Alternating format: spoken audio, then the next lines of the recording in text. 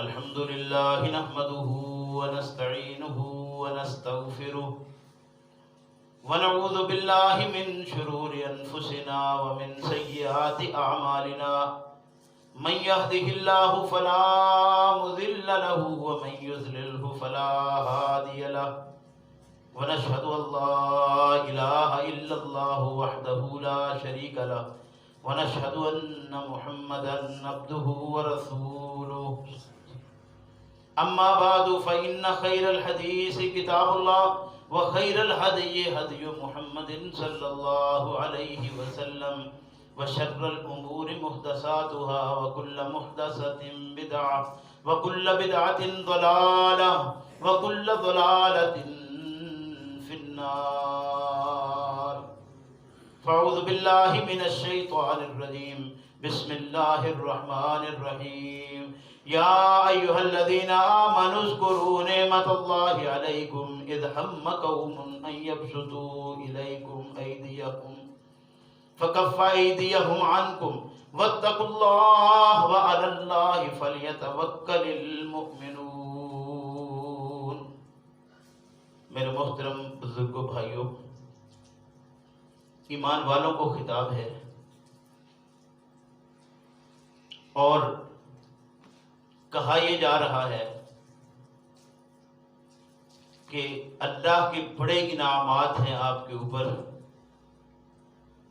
ان انعامات کو یاد کرو۔ ایمان والو، اللہ کی نعمتوں کو یاد کرو، اور انہی نعمتوں میں سے ایک یہ نعمت ہے کہ اذ ہم قوم، ہم کہتے ہیں ارادے کو، وہ ارادہ جو ابھی مخفی ہو، دل میں رکھا ہوا ہو۔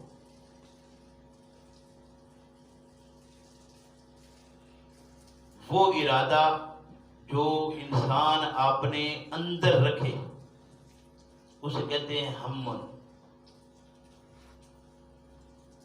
اور وہ چیز جو انسان کو پگھلا دے، عربی میں اسے کہتے ہیں ہمن،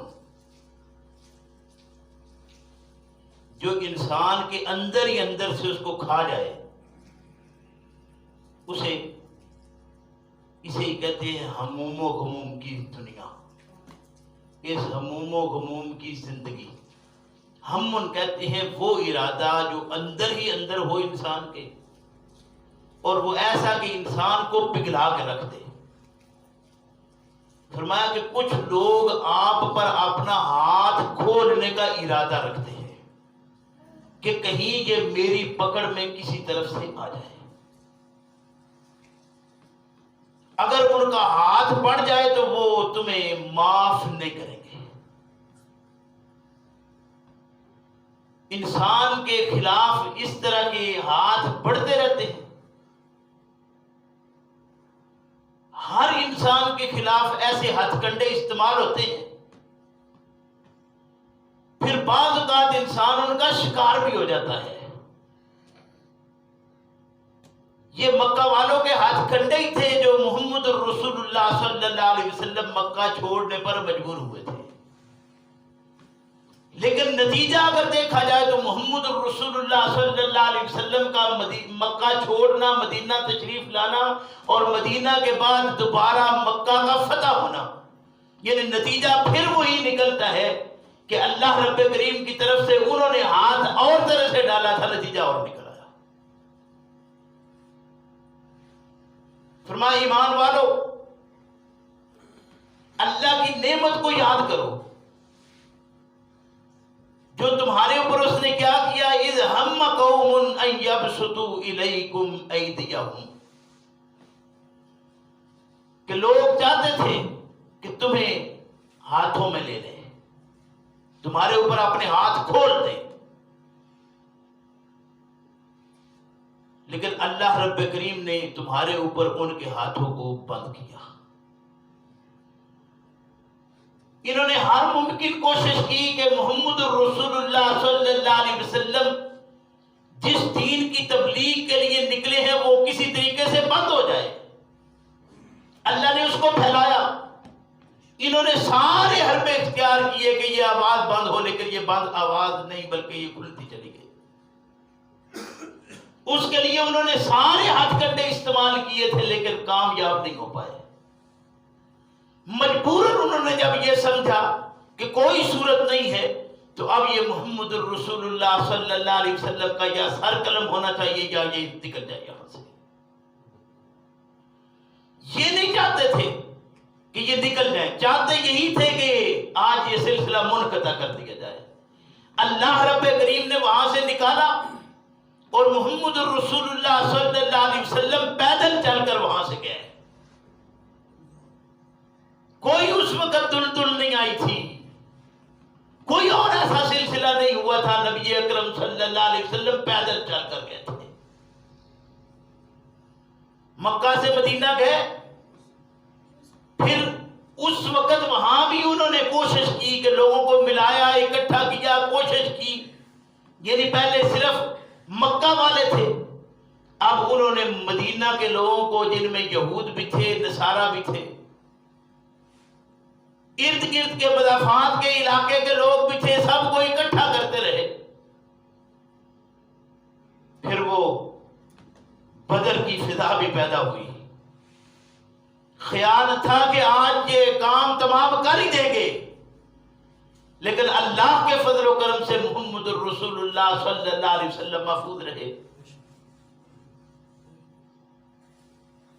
اور یہ بات بتا دی کہ تو بدر کی فضا پیدا کر، رب کریم کی نصرت دیکھ کیسے تیرے لیے پر پھیلائی آتی ہے، تو ہمت تو کر۔ فرمایا انہوں نے ہاتھ ڈالنے کی کوشش کی، پہلے مکہ والوں نے، پھر مدینہ والوں کو بھی ساتھ ملایا، لیکن اللہ نے آپ کی نصرت کی۔ فَكَفَّ أَيْدِيَهُمْ عَنْكُمْ، اللہ رب کریم نے آپ کے اوپر جو انہوں نے ہاتھ کھولنے کی کوشش کی تھی، اللہ نے ان کے بند کر دیے، روک دیے۔ رکاوٹ کس نے کی؟ اللہ نے۔